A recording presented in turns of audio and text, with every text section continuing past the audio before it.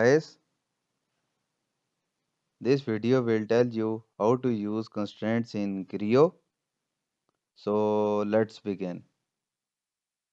Well, the dependency of one geometric entity on another geometric entity is called constraint. Here we will try different constraints from Sketch tab, constraint panel, and select relevant constraint. Let's try vertical constraint. Select inclined line to be made dependent on y-axis. So this is vertical constraint. Let's try horizontal constraint. Select inclined line to be made dependent on x-axis. So this is horizontal constraint. Now moving towards perpendicular constraint. Select the two interconnected lines to be made perpendicular. So this is perpendicular constraint.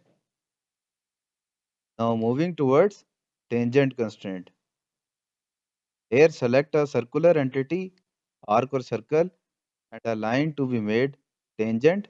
So this is tangent constraint. Let's move towards midpoint constraint.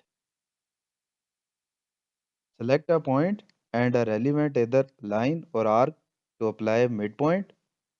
So this is midpoint constraint. Let's move towards coincident constraint. Select the two lines parallel to each other to be made coincident. So this is coincident constraint. Let's have a symmetric drawing to use for symmetric constraint. Now draw a central line in a position about which drawing to be put into symmetric position. Now select a central line and two vertices of drawing about the central line. So this is symmetric constraint. Now moving towards equal constraint.